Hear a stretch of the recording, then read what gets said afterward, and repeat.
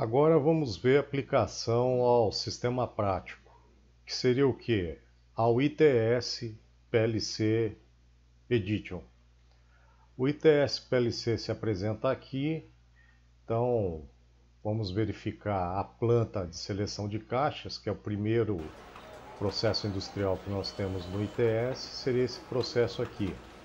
Nós já definimos as entradas do CLP, que seriam os sensores que a planta apresenta. Então as saídas discretas da planta industrial, ou seja, do sistema que nós vamos automatizar, as saídas do sistema a ser automatizado, as saídas discretas do sistema a ser automatizado são os sensores. E as entradas do CLP daí, ou seja, do sistema que vai fornecer a automatização, são os sensores. Então as entradas do CLP são os sensores. As saídas do CLP, ou as saídas discretas do CLP, são os atuadores. Aí as entradas do sistema a ser automatizado são os atuadores. Então vejam bem, as saídas discretas do CLP são os atuadores, as entradas do sistema a ser automatizado são os atuadores. Então as saídas do CLP são os atuadores, as entradas do sistema a ser automatizado é que são os atuadores. Então as saídas do CLP são os atuadores, então as entradas do sistema da planta que serão os atuadores, né? Então se as saídas do CLP são os atuadores, então as entradas da planta serão os atuadores daí. Então se as saídas do CLP são os atuadores, então as entradas dos sistemas ou da planta serão os atuadores daí, são as saídas do CLP. Então se as saídas da planta são os sensores, então as entradas do CLP são as saídas da planta. Como a saída do CLP é o atuador 0 também, e o atuador 0 vai ser a entrada da planta aqui, que é o motor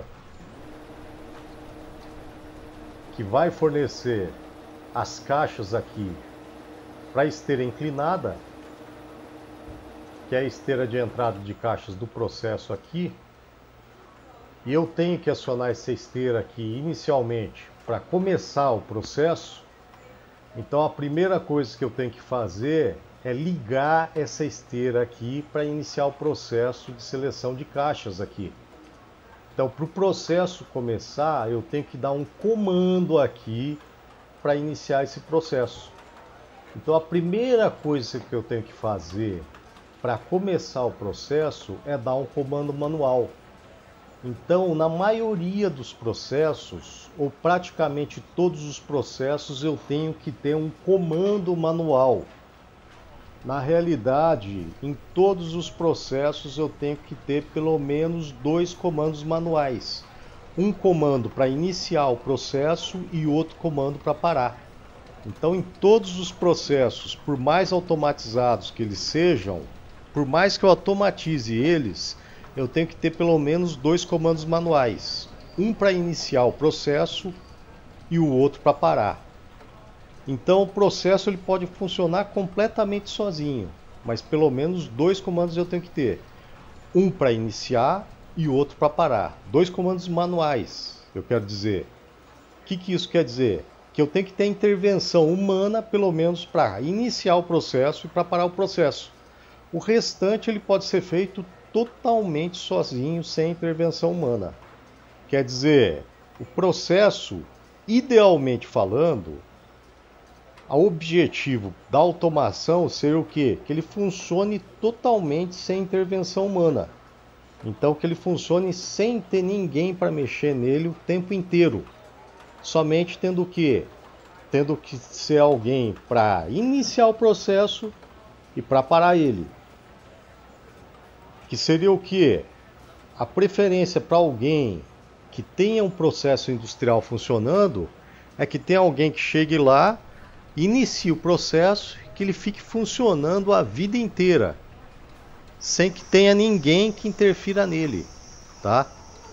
É claro que isso não vai ocorrer na prática, né? Digamos assim, que um dia o processo vai ter que parar, né? Mas digamos assim, pensando a grosso modo assim, ele ficaria funcionando a vida inteira ali, né? Seria um processo, digamos assim, perfeito. Que não existe, né? Claro, processos perfeitos. Mas digamos assim, falando idealmente, funcionaria a vida inteira, né? Mas a pessoa teria que iniciar, apertar um botão ali, né? Manualmente, iniciar o processo, ele ficar funcionando indefinidamente lá, e depois a pessoa, a hora que ela quisesse, só chegar, apertar outro botão lá e parar o processo. Então teria que funcionar dessa maneira, né? Então teria que ser feito isso. Então nós temos que ter dois comandos manuais para iniciar e para parar. Então a primeira coisa que deve ser feita aqui no processo é definir um comando manual para que se inicie o processo. E qual seria o comando manual para esse processo aqui, para ele iniciar? Justamente isso, analisando o funcionamento aqui do processo, é um botão ou um comando manual para quê? Para que ele ligue aqui a esteira de alimentação aqui das caixas para o processo. E qual seria esse comando? Justamente para ligar aqui o atuador 0, que é o motor para alimentar as caixas para o processo, ou seja, o motor para ligar o atuador 0, ou seja, para ligar a esteira inclinada.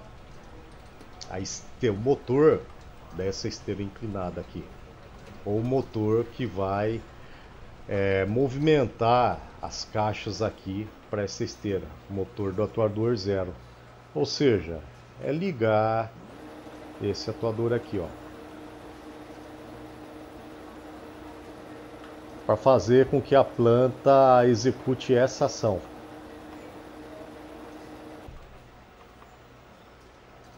Para isso a gente tem que abstrair essa ação para cá, para a lógica de programação aqui do processo. Como é que nós faríamos isso? Então vamos passar isso aqui para a lógica de programação. Para passar isso para a lógica de programação, a gente passa para o diagrama de contatos aqui, para a lógica do diagrama de contatos. Então o atuador, como a gente viu lá, ele vai consistir em uma saída. Então a gente retorna aqui para a lista de símbolos e verificamos lá qual é o atuador do motor da esteira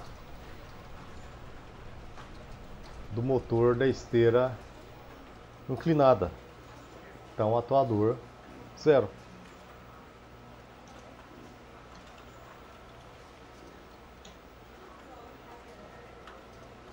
Tá?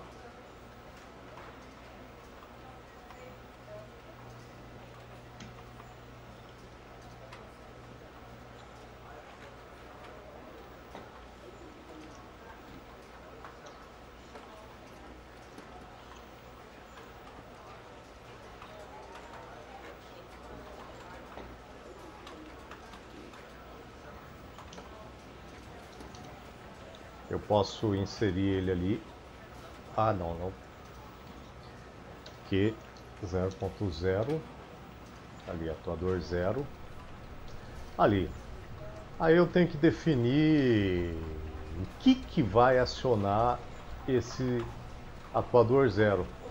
Como eu disse, tem que ter um comando manual para iniciar o meu processo. Pelo menos um comando manual para iniciar o meu processo. E o que vai ser esse meu comando manual? Vai ser justamente o meu botão de início. Ali, ó, botão iniciar e 1.4.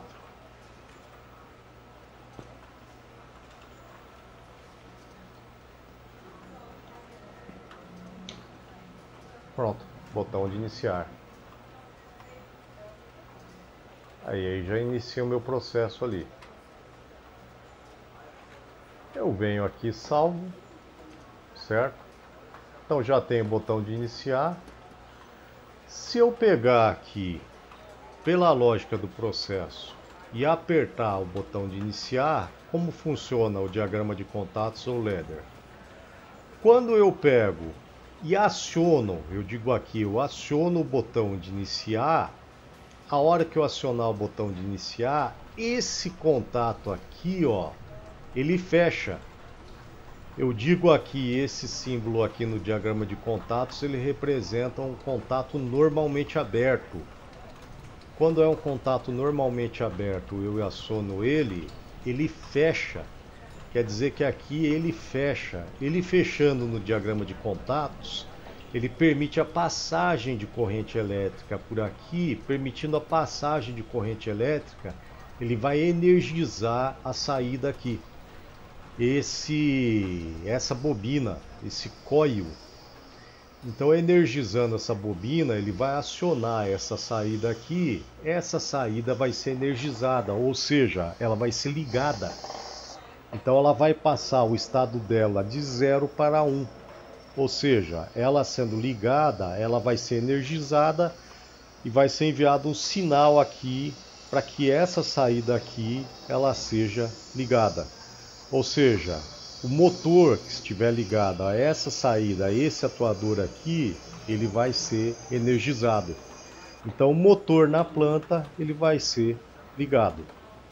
Para proceder à simulação aqui, eu ligo o monitoramento, que no CLP também ele funciona para monitoração aqui na programação. Então, o monitoramento serve para seguir na programação aqui o acionamento no CLP também no hardware, como o hardware está atuando na planta também, na programação como o hardware está atuando.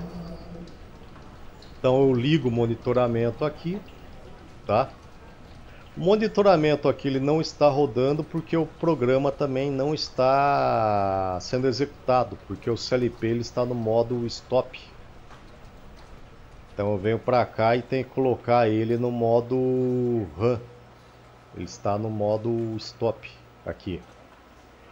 Aqui eu posso colocar também a máscara do CLP e eu tenho que efetuar o download do programa para o CLP. Deixa eu parar aqui o monitoramento do CLP e fazer o download da programação.